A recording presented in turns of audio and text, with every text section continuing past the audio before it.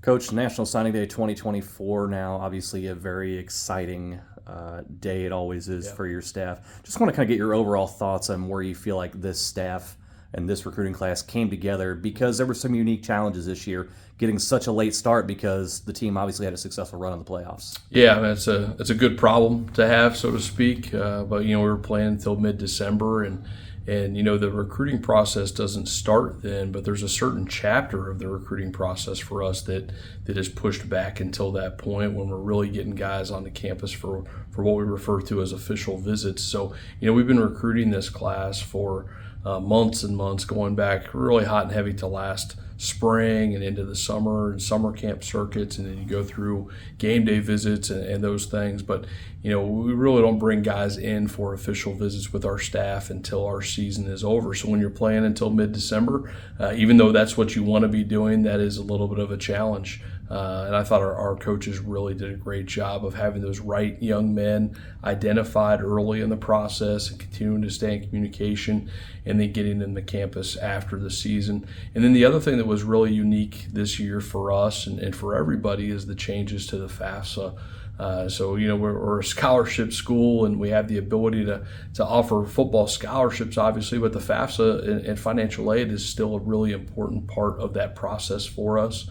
So as we know, Department of Education made a bunch of changes this year, and that entire process has been delayed for us and for everyone. So then you have to pivot and you have to figure out what is the most logical way to handle this challenge as you go through, and really happy with how our administration supported us in the challenges of that and how we wanted to attack that, and then with the work that our coaches put in and working with the families and going back and talking not just with the student athletes, with those parents, and communicating with them that, hey, we're all in this together. We're all trying to pivot and make the best decisions possible and do this the right way. And I was just really excited about how we handled that unique aspect and unique challenge this year. Talk to us about the geography of this recruiting class. I know obviously taking care of the Commonwealth and keeping guys here in state is always a priority for you. Take us through that, how that went, and where do you think you were able to succeed there? Yeah, we're always going to start with trying to dominate in Kentucky, and we want to recruit great in the Commonwealth. And we're really in a great location from a standpoint of being somewhat centrally located, being on multiple interstates, where we can get guys here from Western Kentucky, from Eastern Kentucky, from Northern Kentucky, from Louisville, obviously Lexington. I mean, we're able to hit all corners of the state here from Georgetown, and that's a big plus for us. But then also we want to go and supplement out of state and get those right types of guys. And you look at this group that we're publishing today, you see that it's a really well-balanced group from outside of the state of Kentucky as well. You've got a great group from Ohio and Indiana and Tennessee and Georgia, so it allows us to just get around and supplement with that talent. And we want to build in Kentucky first. But we also know that if we really want to build a true national championship caliber roster, we have to do great in Kentucky, and then we have to bring in guys to supplement that outside the state. And I think we did a great job of being balanced with that and really having our coaches hold up their end of the bargain and really recruit as a staff. And that's been a big plus for us to go out and get some guys that are really impact guys from outside the state of Kentucky as well. You mentioned last year when we talked on signing day that fortifying the lines, offensive and defensive, was a huge priority for that class a year ago. Mm-hmm.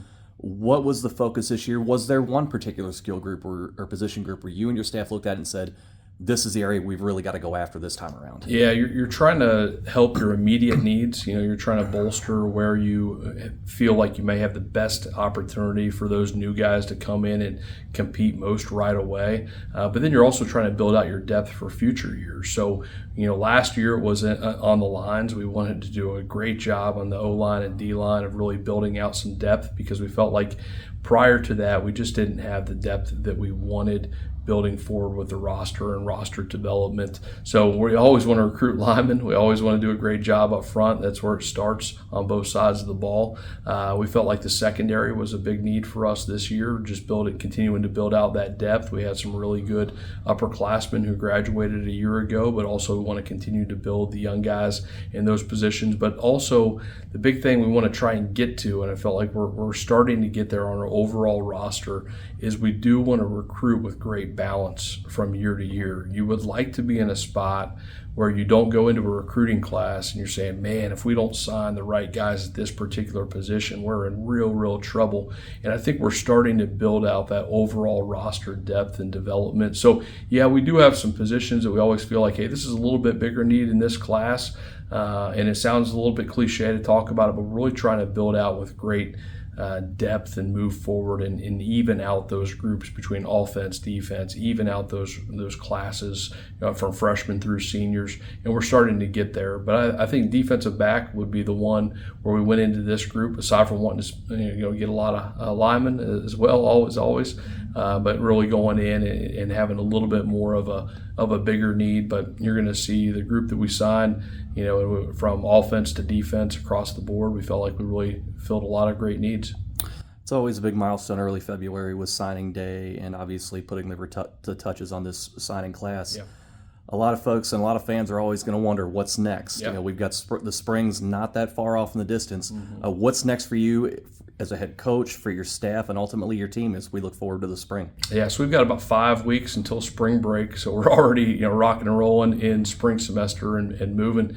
So we're hot and heavy right now in morning conditioning, a few days a week. We're in the weight room 4 days a week. We're in culture development and those types of meetings and the things that we do, behind closed doors in our program to try and help our guys develop as men. So those are the things that we're doing right now, and then we'll go to spring break the second week of March.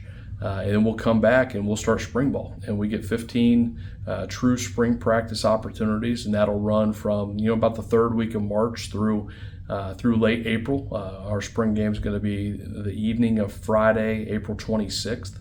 And get back out there and under the lights at Toyota Stadium and celebrate the culminating event of spring ball. So right now we're just trying to develop and get better and focus on the Tigers, and our guys are working hard, and we're excited about this aspect of the process and this part of how we go about our business.